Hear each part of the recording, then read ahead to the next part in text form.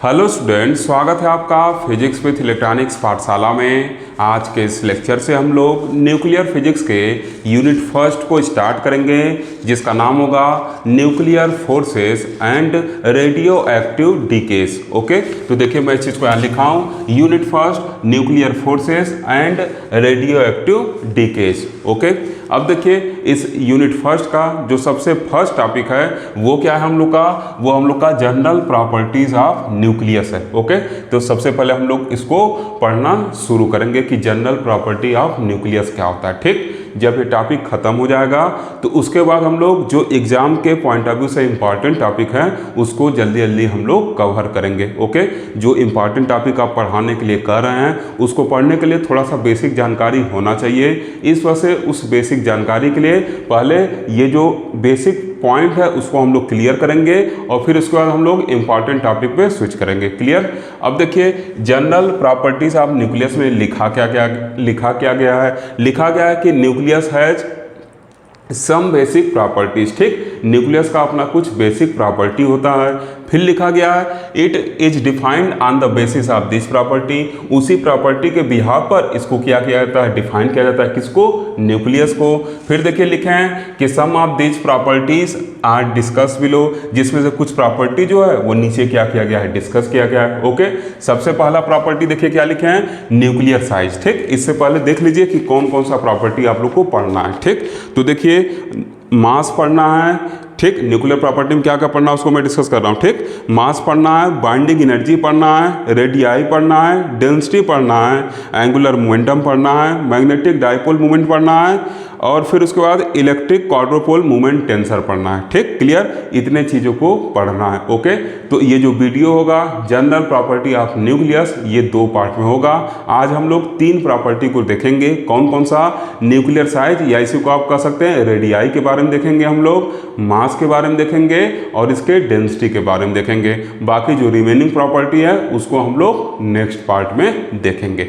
Okay, और जैसे ही अगला पार्ट फिनिश होगा उसका तुरंत मैं लिक्विड ड्राफ्ट मॉडल स्टार्ट कर दूंगा, वहां से हम लोग इंपॉर्टेंट टॉपिक पढ़ना शुरू कर देंगे। क्लियर।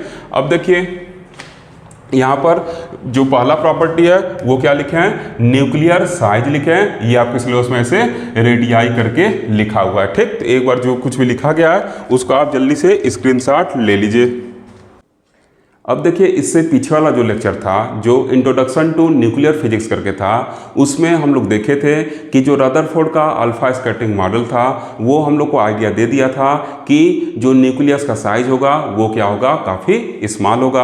वहाँ पर हम लोग एक एग्जांपल से देखे भी थे कि अगर एटम हम लोग का स्टेडियम है तो जो न्यूक्लियस है वो क्या है, एक बाल के बराबर के साइज का है। ठीक, ये हम लोग वहाँ पे देखे थे। ओके, तो देखिए यही चीज़ यहाँ पे लिखा गया है कि Rutherford theory of alpha particle scattering gives us an idea about the smallness of nuclear size. बता दिया गया कि जो रदरफोर्ड का अल्फा पार्टिकल स्कैटरिंग थ्योरी है वो हम लोग को न्यूक्लियर साइज के स्मॉलनेस का एक क्या दिया, आइडिया दिया कि न्यूक्लियर साइज जो होगा वो क्या होगा, काफ़ी छोटा होगा। ठीक, अब इसका शेप क्या होगा, तो देखिए फिर लिखा गया है कि the shape of nucleus is taken spherical because for given volume of this shape the less surface area are introduce. ठीक, अब देखिए क्या लिया गया कि जो न्यूक्लियर साइज स्मॉल पता चल गया।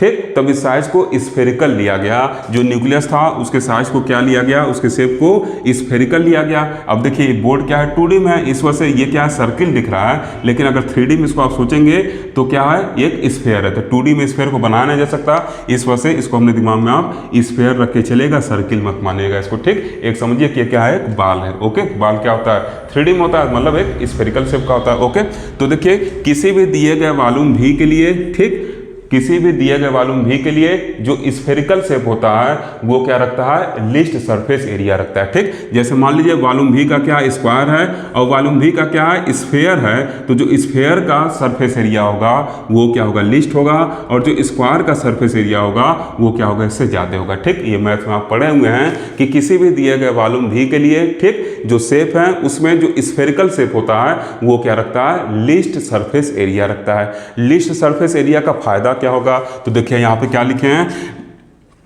The list surface area introduce maximum short range force between the nucleons. ठीक, तो ये क्या करेगा, जो न्यूक्लियंस है उनके बीच में क्या करेगा, मैक्सिमम शॉर्ट रेंज फोर्स को क्या करेगा, बनाए रखेगा, क्या करेगा, उसको इंट्रोड्यूस करेगा। ठीक, अब देखिए न्यूक्लियंस क्या होता है, पहले इसको समझते हैं फिर हम लोग इस फोर्स की बात करेंगे। ठीक, तो एक चीज हम लोग को पता चल गया कि जो न्यूक्लियस है वो क्या होगा, स्फेरिकल शेप का होगा। क्यों स्फेरिकल शेप का माने हम लोग, क्योंकि रदरफोर्ड ने कहा कि बहुत ही स्मॉल होता है और हम लोग को पता है कि किसी भी दिए गए वॉल्यूम के लिए जो शेप होता है स्फेरिकल शेप, वो क्या रखता है, मिनिमम सरफेस एरिया रखता है। वो क्या रखता है, minimum surface area, list surface area रखता है। ठीक, अब देखिए इसमें क्या होंगे, इसमें प्रोटॉन और न्यूट्रॉन क्या होंगे, प्रेजेंट होंगे कलेक्टिवली। इन्हीं को हम लोग क्या कहते हैं, न्यूक्लियंस कहते हैं। इतना चीज क्लियर, इन्हीं को क्या कहते हैं, न्यूक्लियंस कहते हैं। ठीक, अब देखिए इसमें क्या है, कई सारे प्रोटॉन कई सारे न्यूट्रॉन क्या रहेंगे, प्रेजेंट रहेंगे। ठीक, तो क्या होगा, उनके बीच न्यूक्लियर फोर्स लगेगा, उनके बीच क्या लगेगा, न्यूक्लियर फोर्स लगेगा। और चूंकि ये जो न्यूक्लियस का साइज है ये काफ़ी स्मॉल होता है, 10⁻⁻15 मीटर के ऑर्डर का होता है, काफ़ी स्मॉल साइज का होता है। इस वजह से क्या होगा, जो फोर्स होगा उसको हम लोग शॉर्ट रेंज फोर्स नाम देते हैं। ये फोर्स तो शॉर्ट रेंज फोर्स है, कम दूरी वाला फोर्स है, लेकिन एक स्ट्रांग फोर्स होता है जो इन न्यूक्लियंस को क्या करता है, आपस में बांधे रखता है। ठीक, तब देखिए जितना ही कम सरफेस एरिया होगा उतना ही ज़्यादा क्या होगा, शॉर्ट रेंज फोर्स का वैल्यू होगा। मतलब ऐसे समझिए कि जितने कम सरफेस एरिया के होंगे उतना ही ज़्यादा क्या होगा, इनके बीच जो मैक्सिमम शॉर्ट रेंज फोर्स है वो क्या होगा, इंट्रोड्यूस होगा, लगेगा। ठीक, तो यहाँ पर देखिए लिखा गया है कि the list surface area introduce maximum short range force. ठीक, अरे भाई अगर इससे बड़े साइज का बना दिए, ऐसे क्या हो गया, दूर दूर हो गया तो इसके बीच क्या है, शॉर्ट रेंज फोर्स कम होगा। लेकिन ये क्या है, पास में है तो इसके बीच क्या होगा, जो शॉर्ट रेंज फोर्स होगा वो क्या होगा, मैक्सिमम होगा। तो स्फेरिकल शेप देने का यही मतलब है कि लिस्ट सरफेस एरिया रखेगा, और जब लिस्ट सरफेस एरिया होगा तो जो न्यूक्लियंस के बीच जो लगने वाले फोर्स हैं वो क्या होंगे, मैक्सिमम होंगे। जो शॉर्ट रेंज फोर्स हैं वो क्या होंगे, मैक्सिमम होंगे। इतना चीज़ क्लियर हो गया, तो पूरा ये लाइन क्लियर ना, अब इसमें कोई डाउट नहीं ना। आगे जब हम लोग न्यूक्लियर फोर्स पढ़ेंगे तो हम इन सब चीज़ों को डिटेल में क्या करेंगे, डिस्कस करेंगे। इतना चीज़ क्लियर। अब देखिए यहाँ पर ये तो हम लोग न्यूक्लियस का बात कर लिए। अब इसके बाहर क्या होगा, ऑर्बिट होगा, जिसमें क्या करेंगे, आपके जो इलेक्ट्रॉन है वो क्या करेंगे, रोटेट करेंगे, रिवॉल्व करेंगे। ठीक, न्यूक्लियस के चारों ओर आपको पता ही है कि इलेक्ट्रॉन क्या करेंगे, घूमते रहेंगे। ठीक, अब इसको हम लोग रिप्रेजेंट कैसे करते हैं, तो इसको रिप्रेजेंट करने के लिए क्या लिखते हैं, एक्स लिखते हैं, नीचे क्या लिखते हैं, जेड लिखते हैं, और ऊपर क्या लिखते हैं, ए लिखते हैं। ठीक, अब ये जेड क्या होता है, ये जो जेड होता है ये एटॉमिक नंबर होता है, आपको पता ही है। ठीक, और यही जो एटॉमिक नंबर है वो नंबर ऑफ प्रोटॉन के क्या होता है, बराबर होता है, ये भी आपको पता है। ठीक, अब देखिए जो ए है ये क्या है, मास नंबर है, ये क्या होता है, number of proton plus number of neutron के क्या होता है, बराबर होता है। ठीक, जो ए है वो मास नंबर है, वो नंबर ऑफ न्यूट्रॉन ऐसे लिख दे रहे हैं डायरेक्ट, ये सब आप पीछे पढ़े हुए ना, तो बस आपको थोड़ा सा एक बार रिकॉल करा रहे हैं। ओके, ये नंबर ऑफ प्रोटॉन और नंबर ऑफ न्यूट्रॉन के क्या होगा, बराबर होगा। ठीक, तो अगर हम लोग को क्या करना है, न्यूट्रॉन का संख्या निकालना है, तो ए में से प्रोटॉन की संख्या क्या करें, घटा दें, तो हम लोग को क्या हो जाएगा, न्यूट्रॉन का संख्या मिल जाएगा, कितने नंबर ऑफ न्यूट्रॉन है। ठीक, तो इतना चीज क्लियर। ये जेड एटॉमिक नंबर, ये मास नंबर, जो न्यूक्लियंस के क्या होगा, बराबर होगा। मतलब sum of number of neutron plus proton के क्या होगा, बराबर होगा। ठीक, क्लियर। अब फिर देखिए यहाँ पे यक्स क्या, यक्स रिप्रेजेंट करेगा कि कौन सा न्यूक्लियाई है। जैसे अभी हम इसको लिखें ऐसे C612, तो इसका मतलब क्या है, हम लोग कार्बन की बात कर रहे हैं। A216, इसका मतलब हम लोग क्या कर रहे हैं, ऑक्सीजन की बात कर रहे हैं। 7,9,14, इसका मतलब हम लोग क्या कर रहे हैं, नाइट्रोजन की बात कर रहे हैं। ठीक, तो ये पर्टिकुलर न्यूक्लियाई के बारे में क्या करता है, बताता है, या पर्टिकुलर एलिमेंट के बारे में बताता है कि किसकी चर्चा हो रही है। तो ये सब बेसिक आपको पता हो गया। ठीक, अब देखिए हम लोग को क्या करना है, इसके साइज के बारे में पता लगाना था। तो साइज हम लोग जान गए कि क्या होगा, स्फेरिकल साइज होगा। ठीक, तब स्फेयर के बारे में भाई जानकारी लेना है तो उसके रेडियस वगैरह का वैल्यू अगर हम लोग को पता रहे तो हम लोग उसका साइज आसानी से कैलकुलेट कर लेंगे। स्फेयर का वॉल्यूम क्या होगा, उसका एरिया वगैरह क्या होगा, इसको हम लोग आसानी से कैलकुलेट कर लेंगे अगर उसके रेडियस के बारे में हम लोग को जानकारी है। ठीक, तो अब हम लोग इसके रेडियाई के लिए आगे बढ़ेंगे। बात समझ में आ रहा है, इसके रेडियाई के लिए आगे बढ़ेंगे। क्लियर है ना। तो अब देखिए यहाँ पे ये न्यूक्लियस है। ठीक, इसको एज अ वैल्यून कंसिडर करिए। और वैल्यून में अगर आप क्या कर रहे हैं, जो ग्लास की बाल आती है अगर उसको डालते गए नंबर ऑफ ग्लास की बॉल को उसमें क्या करें, डालते जाना, क्या होगा, जो बैलून होगा आपका क्या होगा, फैलेगा, ऐसे धीरे धीरे क्या होगा, बड़ा होते चले जाएगा। ठीक, तो वैसे यहाँ पे न्यूक्लियस के साथ भी है। ठीक, जितना ही मात्रा में क्या होंगे, प्रोटॉन न्यूट्रॉन इसमें भरे जाएंगे, वो क्या होगा, ऐसे बढ़ता हुआ चला जाएगा। जिसका हम लोग यहाँ पे देख क्या रहे हैं कि जो इसका वॉल्यूम है वो क्या है, इसके मास नंबर पे डिपेंड कर रहा है। भाई बैलून में आप कितना जो शीशे की गोली है वो डाल रहे हैं, ठीक, बैलून में कितना शीशे की गोली डाल रहे हैं वही क्या करेगा, उस डिपेंड करेगा कि उसका वॉल्यूम कितना बढ़ रहा है, उसी पर डिपेंड करेंगे ना, कितना उसमें शीशे की गोली डाल रहे हैं उतना क्या होगा, उसमें एक्सपेंशन होगा। ठीक, तो वैसे यहाँ पे भी है, कितना प्रोटॉन और न्यूट्रॉन न्यूक्लियस में भर रहे हैं वैसे क्या होगा, न्यूक्लियस का वॉल्यूम बढ़ता जाएगा। तो हम लोग क्या लिख सकते हैं, लिख सकते हैं कि the volume of nucleus is directly proportional to the mass number, that is अर्थात V is directly proportional to A is what, mass number, which is equal to the sum of number of neutron and proton. Okay, अब आगे इसको हम लोग solve करके इसके radius की बात कर लेंगे। अब देखिए यहाँ पे रेडियाई लिखे हैं, रेडियाई मतलब क्या, रेडियस का प्लूरल फॉर्म है। ओके, क्लियर, बात समझ में आ रहा है, आगे बढ़ें। ठीक, देखिए स्टूडेंट, लास्ट सेशन में हम लोग V directly proportional to A लिख चुके थे। ठीक, अब देखिए इसके आगे क्या लिखे हैं, लिखे हैं कि since the shape of nucleus is spherical, अभी हम लोग देखे हैं कि जो शेप है वो क्या है, स्फेरिकल है, therefore the volume of nucleus is given bye, अतः जो इसका वॉल्यूम हुआ कैसे दिया जाएगा, तो आपको स्फेयर का वॉल्यूम पता ही है, अगर R रेडियस हो तो V equal to 4/3 pi R cube के बराबर होता है। बता देंगे कि where R is the radius of nucleus, जो न्यूक्लियस है उसका रेडियस जो है वो R है। इतना चीज क्लियर। अब देखिए यहाँ पे क्या लिखेंगे, नाउ अब क्या होगा, ये जो वैल्यू होगा इसके डायरेक्टली प्रोपोर्शनल होगा। अब देखिए इस वैल्यू में ये जो वैल्यू लिखा गया है इसमें 4/3 और पाई ऑलरेडी कांस्टेंट है तो इसको हटा देंगे, कोई रखने का मतलब है नहीं। अब यहाँ R क्यूब जो है वो क्या है, A के डायरेक्टली प्रोपोर्शनल है। ठीक, अब देखिए क्या करना है, यहाँ पे क्यूब रूट अगर ले लें दोनों साइड तो इधर क्या हो जाएगा, R बचेगा, इधर A के पावर 1/3 आ जाएगा, ये भी आपको पता है। अब यहाँ पे प्रोपोर्शनलिटी कांस्टेंट को हटाना है, इसको एक इक्वेशन के फॉर्म में कन्वर्ट करना है, तो यहाँ पे एक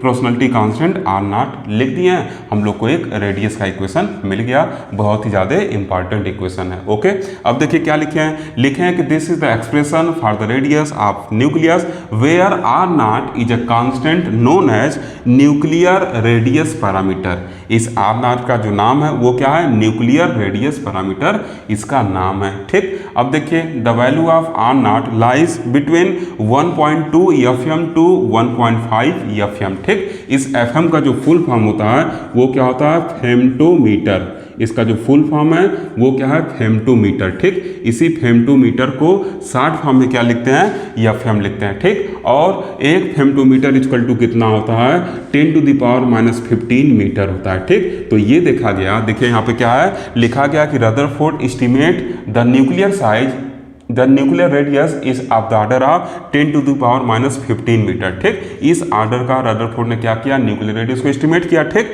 तो क्या किया गया, इसी को एक दूसरे कन्वेंशन 10⁻⁻15 मीटर को एक दूसरे कन्वेंशन जो क्या है इंटरनेशनली एक्सेप्टेड है, इसको फेम्टोमीटर से क्या किया गया, रिप्रेजेंट किए जाने लगा। अब जहाँ पे जैसे यहाँ पे क्या है 1.2 FM लिखा गया, इसका मतलब क्या होगा, ये 1.2 इंटू 10⁻⁻15 मीटर होगा।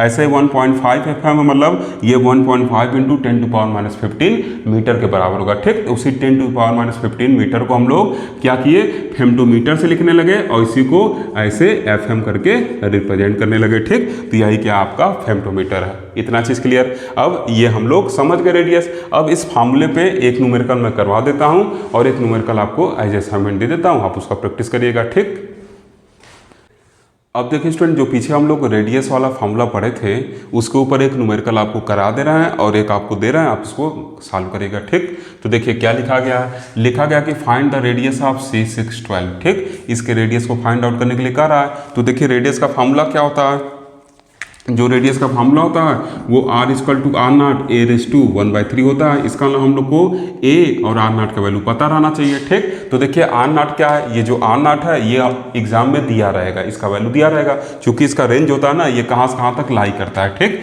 तो ये 1.2 FM से 1.5 FM तक क्या करता है, लाई करता है। तो इसका वैल्यू आपको जब एग्जाम में पूछेगा तो प्रोवाइड किया गया रहेगा। ठीक, तो उसको आप पुट कर लीजिएगा और फिर A के वैल्यू को निकालना पड़ेगा। तो देखिए ये क्या होता है, ऐसे हम लोग लिखते हैं ना ZX से, तो यही क्या ऊपर वाला A है, तो इसका मतलब A जो होगा वो 12 होगा। तो देखिए लिखे हैं the mass number of C612 is 12, ठीक। तो that is A equal to 12, इतना चीज़ क्लियर। अब देखिए वी नो दैट, ये फॉर्मूला हम लोग को पता है। अब देखिए ये जो वैल्यू R नॉट है ये क्या दिया गया है, ठीक। इसको मैं लिखा नहीं हूँ, ये वैल्यू क्या है दिया गया है, ठीक। 1.2 FM, ओके, ये वैल्यू दिया गया है तो उसको सब्स्टिट्यूट किया है। तो 1.2 को 10⁻⁻15 के टर्म में लिख लिया है, ठीक। तो मीटर के टर्म में आ गया है, ओके।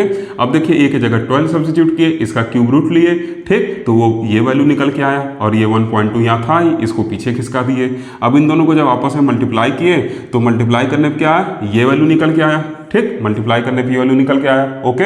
इसको यहाँ पे रख दिए और ये जो 10⁻⁻15 था इसको FM में कन्वर्ट कर दिए, ठीक। अब देखिए ये जो वैल्यू निकल के आया है इसको क्या किए हैं, यहाँ पर पॉइंट के बाद बस एक डिजिट में लिखे, आपको मन करे तो बाकी को भी लिख सकते हैं, ठीक। ऐसे लिख दिए, इसका क्या हो गया, रेडियस हो गया, क्लियर। अब देखिए एक आपको दे रहा है, इसको सॉल्व करेगा, क्या लिखा गया है, लिखा गया कि the radius of germanium is measured to be twice of BE9, ठीक। जो बेरिलियम है उसके रेडियस का दोगुना जर्मेनियम के रेडियस को मेजर किया गया, ये चीज़, ठीक।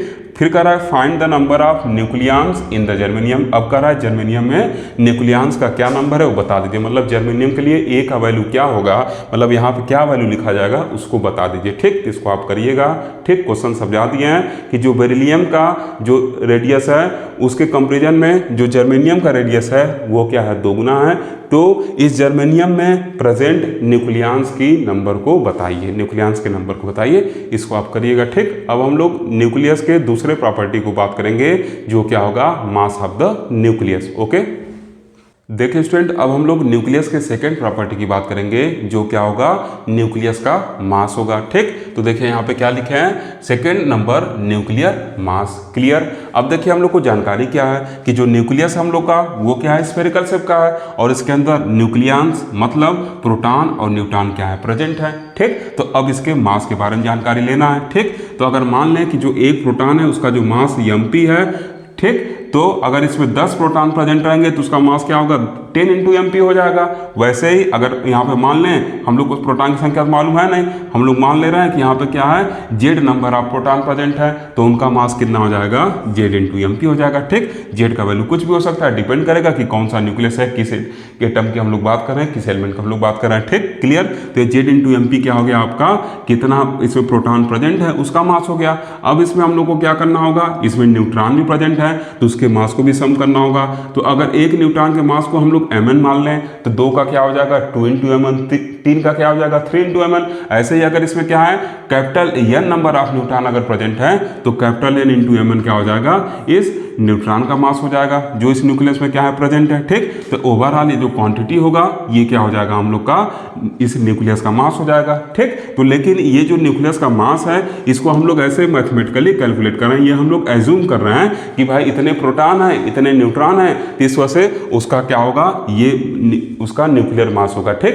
तो इस न्यूक्लियर मास को जो मैथमेटिकली हम लोग यहाँ पे कैलकुलेट कर रहे हैं इसको हम लोग एज्यूम्ड न्यूक्लियर मास कहते हैं, ठीक। वास्तव में जो इसका न्यूक्लियर मास है वो मास स्पेक्ट्रोमीटर से क्या किया जाता है, मेजर किया जाता है, ठीक। और जब मास स्पेक्ट्रोमीटर से मेजर किया जाता है इसके मास को, एक डिवाइस होता है, ठीक। तो वो क्या बताता है कि जो इसका रियल न्यूक्लियर मास होता है वो ये जो मैथमेटिकली हम लोग कैलकुलेट किया है एज्यूम न्यूक्लियर मास, इससे क्या होता है, कम होता है, ठीक। उसी चीज को देखिए यहाँ पे चलना है बताने, ओके। तो देखिए क्या लिखे हैं, लिखे हैं कि since nucleus consist of protons and neutrons, चूंकि जो न्यूक्लियस है वो प्रोटॉन और न्यूट्रॉन को धारण कर रहा है, उससे मिलकर बना है, उसमें प्रोटॉन और न्यूट्रॉन प्रेजेंट है, therefore the mass of nucleus should be assumed equal to the sum of the masses of proton and neutron. इस वजह से जो यहाँ पे मास होगा न्यूक्लियस का उसको हम लोग क्या कर सकते हैं, एज्यूम कर सकते हैं को क्या होगा, किसके इक्वल होगा, जो प्रोटॉन का मास होगा और जो न्यूट्रॉन का मास होगा उसके सम के क्या होगा, इक्वल होगा। इतना चीज clear, that is assumed nuclear mass equal to Z mp plus n mn,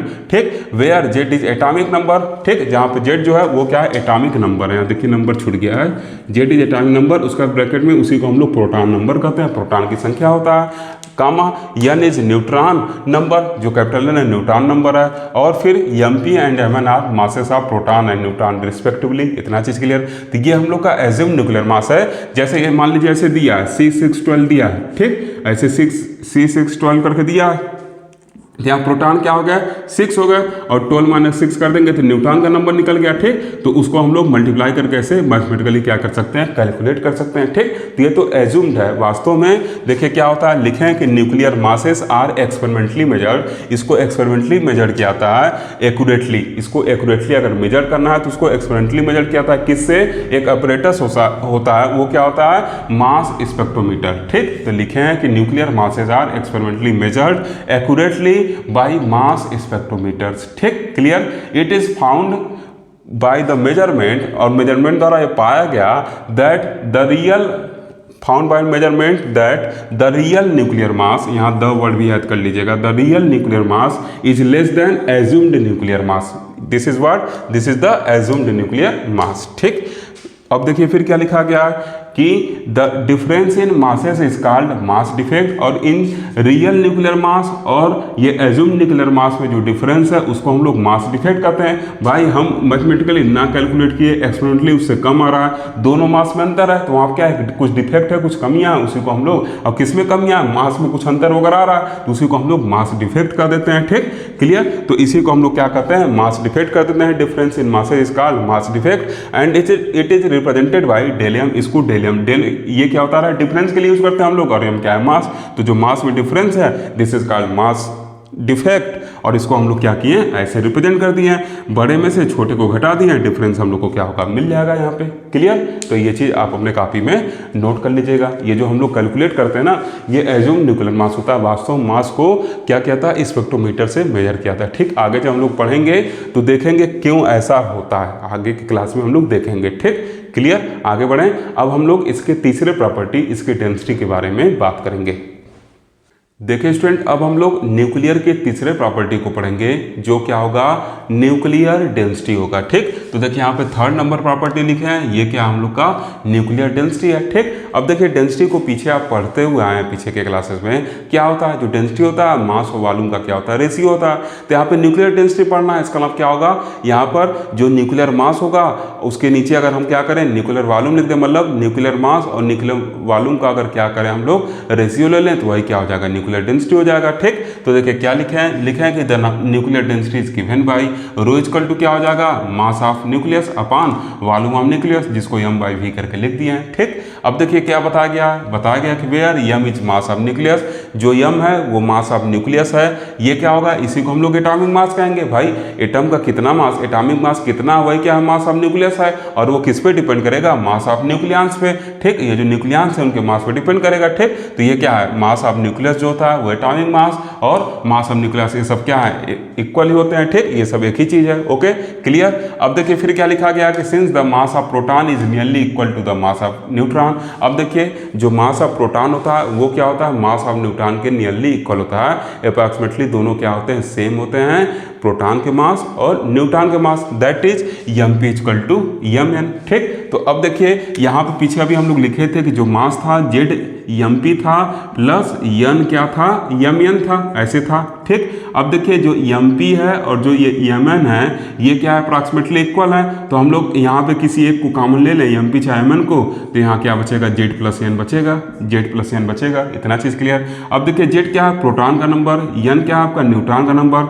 और प्रोटॉन और न्यूट्रॉन के नंबर का जो सम होता है वही क्या होता है आपका a होता है। इसका मतलब यहाँ पे हम लोग amp लिख सकते हैं। ठीक, तो जो मास हो जाएगा कैपिटल M वो क्या हो जाएगा, amp के बराबर हो जाएगा, या आप चाहें तो mp equal to mn equal to small m मान लीजिए, तो यहाँ पे amn हो जाएगा, सॉरी am हो जाएगा। ठीक, अगर ऐसे मान लेंगे mp equal to mn equal to मान लीजिए m है। ठीक, तो यहाँ पे m आ जाएगा, यहाँ पे m आ जाएगा, या अगर आप यहाँ पे mn कॉमन लेंगे तो यहाँ पे क्या हो जाएगा, mn आ जाएगा। जैसे आपको लिखना है वैसे लिख लीजिएगा। क्लियर। तो ये क्या हो गया, मास निकल गया ना। अब देखिए यहाँ पे v क्या है, v is the volume of nucleus and is given bye, कैसे, अगर r रेडियस है तो 4/3 पाई r क्यूब होता है। और एक चीज़ हम लोग को और पता है कि जो रेडियस r है वो कुछ ऐसे रिलेट किया जाता है a से। ठीक, तो r equal to r not a raise to 1/3। अब देखिए यहाँ से रो क्या हो जाएगा, therefore rho equal to A M P. ठीक, एम का वैल्यू पुट किए, वी का वैल्यू पुट किए, वी का वैल्यू 4/3 पाई आर क्यूब की जगह ये वैल्यू पुट कर दिए। तब जब इधर क्यूब लेंगे तो इधर भी क्यूब लेना पड़ेगा, तो क्यूब लेंगे तो यहाँ पे ये आ जाएगा और ये वैल्यू क्या हो जाएगा 1/3 इंटू 3 क्या हो जाएगा 1 हो जाएगा यहाँ पे। ठीक, तो उसी वैल्यू को देखिए यहाँ पे लिख दिए हैं। अब देखिए ए से क्या हो जा रहा है, कैंसिल हो जा रहा है। ठीक, क्लियर। तो बचेगा क्या, एम पी अपान 3 ऊपर चल जाएगा तो 3 M P upon 4 pi R not cube बचेगा। अब देखिए जितने भी टर्म है इसमें सबके सब कांस्टेंट है, इसका वैल्यू क्या रहेगा, फिक्स रहेगा। 3 क्या है कांस्टेंट, 4 कांस्टेंट, पाई का वैल्यू फिक्स, आर नॉट दिया रहेगा, ये भी क्या है कांस्टेंट। ठीक, तो इसका वैल्यू क्या रहेगा, जो आर नॉट का वैल्यू दिया रहेगा वहाँ पे क्वेश्चन में, तो ये भी क्या एक तरीके से कांस्टेंट है। ठीक, तो यहाँ पे क्या हो जाएगा, ये जो रो है आपका देखिए पूरा का पूरा क्या आ रहा है, कांस्टेंट आ रहा है। जो रो है वो कांस्टेंट आ रहा है, ये किसी तरीके से ए वगैरह पे डिपेंड नहीं कर रहा है। इसका हम लोग यहाँ से क्या कंक्लूजन निकालना है कि जो न्यूक्लियर डेंसिटी रो होता है वो क्या होता है, कांस्टेंट होता है। चाहे आप C612 का लिखिए, चाहे A216 का लिखिए, सबका क्या होगा, जो न्यूक्लियर डेंसिटी है वो क्या है, कांस्टेंट है। और इसी फार्मूले से क्या किया जाएगा, कैलकुलेट किया जाएगा। ठीक, क्योंकि इसमें कहीं ए वगैरह है नहीं, तो जब कहीं ए वगैरह है नहीं तो इसका देखिए क्या है, किसी तरीके से उस पर डिपेंडेंसी है नहीं। इसका जो न्यूक्लियर डेंसिटी वो कांस्टेंट है, चाहे इसका न्यूक्लियर डेंसिटी लीजिए चाहे इसका न्यूक्लियर डेंसिटी लीजिए, सबका क्या होगा, सेम होगा। ठीक, और जो इसका वैल्यू होता है, ठीक, ये क्या होता है, अप्रॉक्सीमेटली 10⁻17 kg पर मीटर क्यूब आर्डर का होता है। ठीक, इस आर्डर का होता है। ठीक, एग्जैक्ट वैल्यू कैलकुलेट करने के लिए इस आर नॉट का वैल्यू पता रहना चाहिए, उसी के अकॉर्डिंग क्या होगा, कैलकुलेट होगा। बाकी एम पी का वैल्यू आपको पता ही रहेगा। ठीक, तो उसके अकॉर्डिंग कैलकुलेट कर लीजिएगा। इस आर्डर का होता है 10⁻17 kg पर मीटर क्यूब आर्डर का इसका डेंसिटी होता है। ठीक, तो हम लोग क्या कंक्लूजन निकालें कि जो न्यूक्लियर का डेंसिटी है वो क्या होगा, कांस्टेंट होगा। ये मैटर नहीं करेगा कि कौन से न्यूक्लियस की बात करें, वो क्या है, एक फिक्स वैल्यू यहाँ पे होगा। क्लियर है चीज़। ठीक, अब आर नॉट क्या, कौन सा बुक आर नॉट की किस वैल्यू कंसिडर किया है, उसके अकॉर्डिंग आपको डेंसिटी के अलग अलग वैल्यू दिखेंगे। ओके, लेकिन जो आर्डर होगा 10⁻17 के आर्डर का ही होगा। इतना चीज़ क्लियर। ठीक, तो इस तरीके से हम लोग 3 प्रॉपर्टी को देख लिए। अब आगे के वीडियो में जो इसका पार्ट 2 होगा उसमें हम लोग आगे की प्रॉपर्टी को देखेंगे और फिर उसके बाद हम लोग जो इंपॉर्टेंट टॉपिक है उसको पढ़ना शुरू कर देंगे। ठीक, तो अगर वीडियो अच्छा लगा हो तो एक लाइक तो ज़रूर बनता है, एक लाइक ज़रूर करिए, साथ ही साथ अपने दोस्तों तक शेयर भी करिए। Thank you for watching.